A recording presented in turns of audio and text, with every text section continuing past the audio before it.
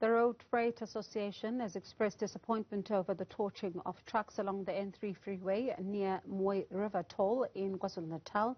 CEO of the Road Freight Association, Gavin joins us now to talk more on this. Gavin, good evening, and thank you so much for your time tonight. Give us the latest on the situation on the ground from some of your members. Good evening, Bongiwe. Nice to chat to you and to all your viewers this evening.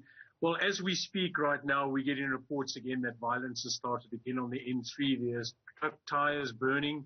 We're not quite sure whether they attached the trucks or just loose tires in the roads near Sand River and at Van Renen.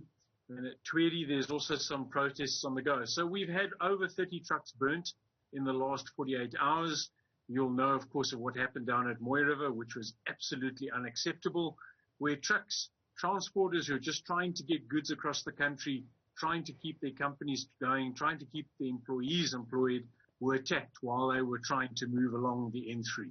And this is not the first time we see trucks being impacted in this way, especially along that particular route. We saw a few months ago when there was civil unrest, same situations unfolding, same scenes of attacks on trucks and as well as the truck drivers.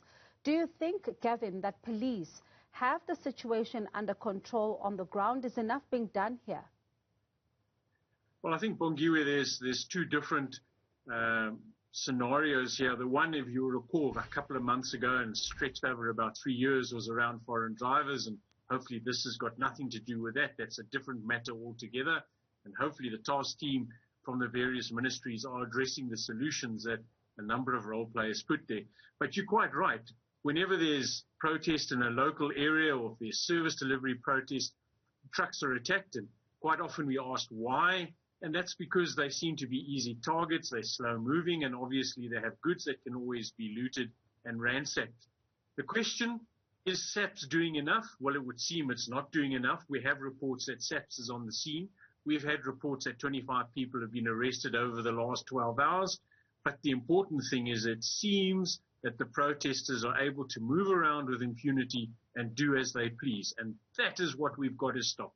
We've got to stop these attacks on the logistics lines in the country, because those logistics lines are bringing food, they're bringing medicines, oxygen to people who are struggling under COVID. They're bringing countless number of goods, not only high-value goods, that keep both you and I and the economy going. And at the same time, there's also the reality then of some of these companies that have been battling and buckling under COVID-19, and they're now battling a different pandemic, which is to try and keep their employees safe, at the same time to try and keep some of those that they employ really with jobs here. 100% correct. We received reports earlier on today about a couple of small operators, and these are guys who are just starting. They've bought their first trucks or their first, second, third trucks. They're just starting a business. They've got all those dreams of becoming one of the big boys 5, 10, 15 years down the line, depending how long it takes and how big they want to grow, and they've lost everything. The one gentleman said that was it. His truck was gone. He now can't employ his driver. There are employees back at the depots. There are people he looks after through the salaries he pays. And that's a real problem, is that people who've got nothing to do with any of these grievances have now found themselves foul. They've been attacked. They've lost their livelihoods. And the people who depend on those salaries that come from them is now being lost as well. And I'm going to ask you a question I really posed to the Durban Business, the Durban Business Chamber of Commerce. It's not as simple as an insurance claim if you own a truck, that you are able to then get your money back or your goods back. It's really deeper than that. Well, you know, insuring your truck, if you've got the money to insure it, is just one small part of all of this, and you're quite right, it goes deeper than that. So your truck costs you 2 million rand, and the goods on the truck might cost you another 2 to 10 million rand, depending on what you're moving. It's not necessarily that you'll get the money back for that, but what about the driver who's now lost his or her form of employment, and all of the people who rely on that driver for the money that that driver brings home, for education, for clothing, for food, etc., etc. And then, of course, remember, every time a truck is attacked, the insurance premium goes up. So at a stage, the owner has this decision as to how he's going to survive, because he or she is going to have to increase rates, and then that whole process starts. So it's a far wider, deeper, far more far-reaching effect it has on the economy and our communities at large. And are they targeting specific trucks, or is it just at random? No, at this stage, it seems to be, Bongiwe, that it's just random. So those trucks who were standing at that toll plaza at that stage were attacked. It is not, for example, only trucks carrying sugar, by way of an example. No. It's all targets. And when you look then at some of the individual companies who have said that they may just find themselves halting operations to that particular province in KwaZulu-Natal, really this is likely going to have an impact on several sectors then of this particular economy. Which sectors are likely to be impacted by this particular decision?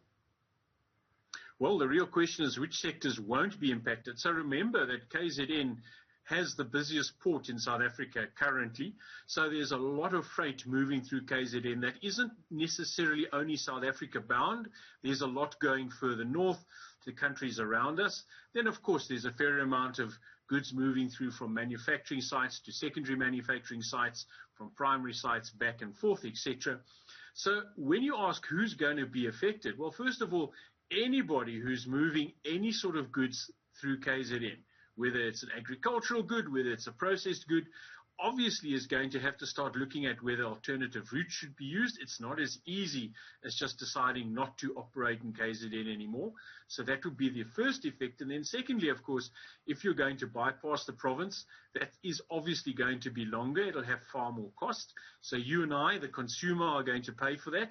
Obviously, those who move up into Africa can say, well, that's it. I'm not moving through South Africa anymore. It's no longer safe. It's not reliable. It's not efficient. And we will start losing that sort of work. And, of course, that income, those employment opportunities, that money into the economy, and, of course, all the supporting infrastructure around that will then be lost as it goes to our neighboring countries. Connect the dots then for us as to what impact is this likely to have on consumers. Well, at the very end of the day, somebody's going to pay. Somebody's going to have to pay for the damage that's occurred. So we know that roads are being destroyed, so toll fees will go up. We know that the cost of moving goods is going to become more expensive as insurance rates go up, as security details will have to go up. There will have to be extra costs in terms of safety and security. We know that drivers are very, very worried about their lives, just like we are. We don't want to put them into those situations. So you could find that there are fewer transporters out there. The demand for transport might grow. I'm not saying it will grow, which can push the rates up. So you can find that you and I might, at the end of the day, be paying far more for those goods just because of what's happening over these last couple of days. I tell you what, Gavin, it certainly sounds like it's not only about what's happening in KwaZulu-Natal, but certainly will have ripple effects for the better part of the country. Thank you so much for your time tonight and the update that you've just given to us. That CEO of the Road Freight Association, Gavin Kelly, certainly really painting a picture then that we should really be concerned by what is currently unfolding.